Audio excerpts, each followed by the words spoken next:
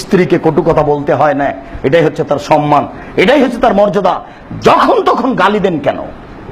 ও খেপে উঠলো, এরকম কথা আপনি বললেন কেন? আমরা এই মসজিদেই শতদিন আপনাকে আমি বলেছি, স্ত্রীকে 3টা কথা বলেন না। কখনো বলবেন না তোমার ঠোঁটটা মোটা। একবার ঠোঁট মোটা বললে 10 বছর আপনাকে ভালোবাসবে না। কখনো বলবেন না তোমার রংটা কালো। একবার রং কালো বললে 10 বছর আপনাকে ভালোবাসবে না। কখনো তার বাপ মাকে, শ্বশুর শাশুড়িকে উপেক্ষা করার কথা বলবেন না। হ্যাঁ, তোর বাপ ভালো মানুষ নয়, এরকম কথা যদি একবার বলেন, এই কথাটা তার কলিজার উপর দিয়ে ঢুকে ওই দিক দিয়ে বের হয়ে যাবে, মরা পর্যন্ত আপনাকে ভালোবাসতে পারবে না। জিন্দেগিতে কোনোদিন শ্বশুর শাশুড়িকে উপেক্ষা করে কথা বলবেন না। আপনার এটা কাপুরুষতার পরিচয়। আপনার লজ্জাবোধ থাকা দরকার ছিল। 25 বছর যাবত উচ্চ শিক্ষা দিয়ে লালন পালন করে সযত্নে আপনার হাতে তুলে দিয়েছে। পুরো জীবন আপনি তাকে ভোগ করবেন, এই কারণে আপনি শ্বশুরের উপরে খেয়ে কথা বললেন কেন? কেন তার কাছে আপনি টাকা পয়সা দাবি দেওয়া করেন? কেন আপনি তাকে বলবেন, আপনাকে আমি শতবার বলেছি ভিক্ষা করে খান, ভিক্ষা করে খাওয়া অনেক ভালো, শ্বশুরের কাছে টাকা চাইবেন না। টাকা নেবেন কেন?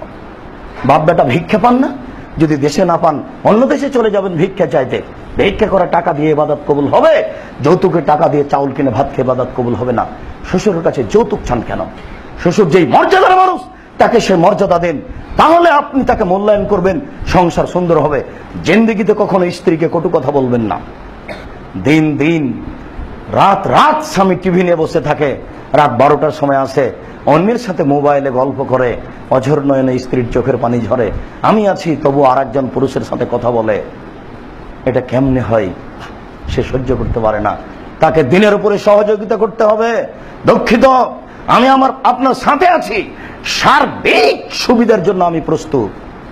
গাড়িটা যখন রাজশাহী থেকে ছুটলো, তখন বলছে, সুপারভাইজার বলছে যে আমি আপনার সার্বিক সহযোগিতার জন্য আছি।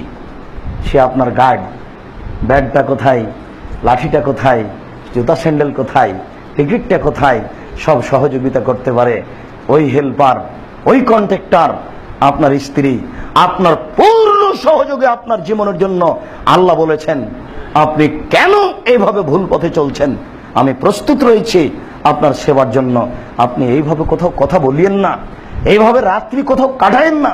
আমি চাই যে আপনি এশার সালাতের পরপরই বাড়িতে ঢুকবেন।